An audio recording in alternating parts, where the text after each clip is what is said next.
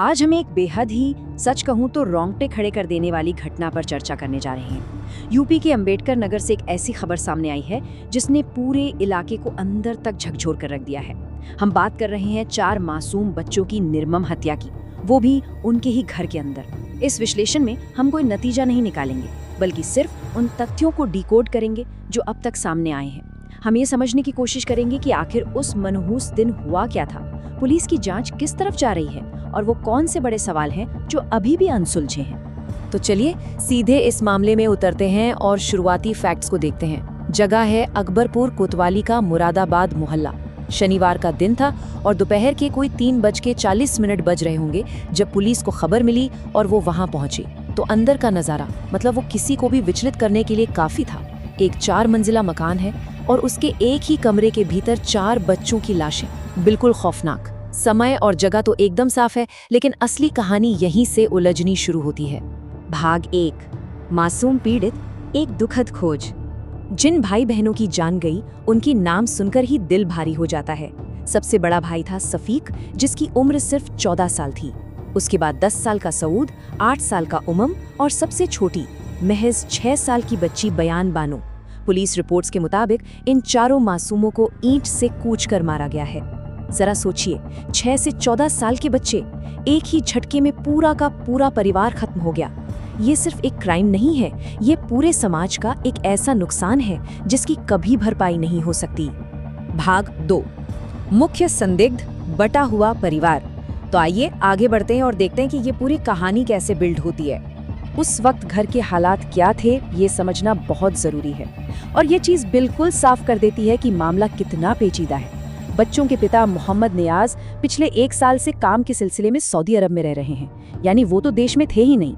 दूसरी तरफ है बच्चों की मां गाजिया खातून। जो रिपोर्ट्स आई हैं उनके मुताबिक जब ये वारदात हुई तब मां घर पर ही मौजूद थीं, लेकिन सबसे बड़ा ट्विस्ट, घटना के फौरन बाद से ही वो गायब हैं, फरार हैं। पिता का मीलों दूर होना और मां का घर में होकर भी अचानक से यूं गायब हो जाना, यहीं से जांच में एक बहुत बड़ा सवालिया निशान खड़ा हो जाता है। अब देखते हैं कि पुलिस का इस पर क्या रुख है। एसपी प्राची सिंह का एक बड़ा ऑफिशियल बयान सामने आया है जिससे स्थिति थोड़ी और स्पष्ट होती है। उन्होंने साफ कहा है, प्रथम दृष्टया बच्चों की हत्या में मां का हाथ है। हत्या के पीछे के कारणों की जांच की जा रही है। जैसे ही खबर मिली थी, एसपी और बाकी अफसर तुरंत मौके पर पहुंच गए थे। तो इस आधिकारिक बयान से एक बात तो क्लियर है, पुलिस भी मां गाजिया खातून को ही इस मामले में मुख्य संदिग्ध मान रही है। हालांकि प्रथम दृष्टया का मतलब है कि ये शुरुआती जांच है। जब तक पक्के सबूत नहीं मिलते, पुलिस हर पहलू को बारीकी से खंगाल रही है। भाग 3, हत्या का कारण, अफवाहें और विवाद। अब यहाँ जो बात सबसे ज्यादा ध्यान खींचने वाली है वो ये है कि पुलिस सिर्फ एक नहीं बल्कि 3 अलग-अलग एंगल से इस केस की जांच कर रही है। पहला एंगल है दिमागी तनाव का। इलाके में ऐसी अफवाहें थी कि पति ने कोई दूसरी शादी कर ली है और इस कथित सौतन के डर की वजह से मां गाजिया बहुत ज्यादा स्ट्रेस में रहती थी। क्या ये तनाव इतना हावी हो गया? खैर, ये अभी जांच का विषय है। दूसरा एंगल है प्रॉपर्टी का। परिवार के अंदर किसी संपत्ति विवाद को लेकर भी छानबीन हो रही है।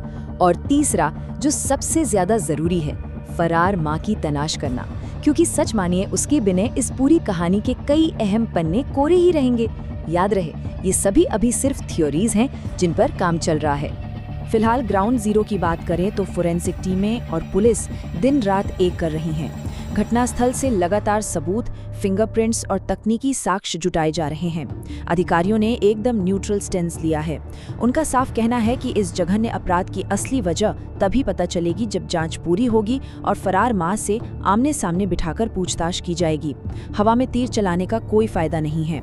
हमारा मकसद भी इस चर्चा में सिर्फ उन्हीं प्रमाणित तथ्यों को रखना है जो अब तक सामने आए हैं। पुलिस की टीमें लगातार छापेमारी कर रही हैं ताकि सच से पर्दा उठ सके।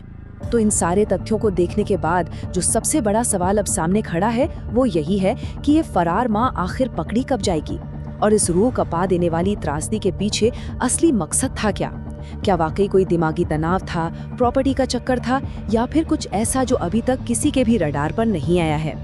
जैसे जैसे जांच आगे बढ़ेगी, उम्मीद है कि सच सामने आएगा और उन 4 मासूम बच्चों को इंसाफ मिल सकेगा। आज के इस विश्लेषण में जुड़ने के लिए धन्यवाद।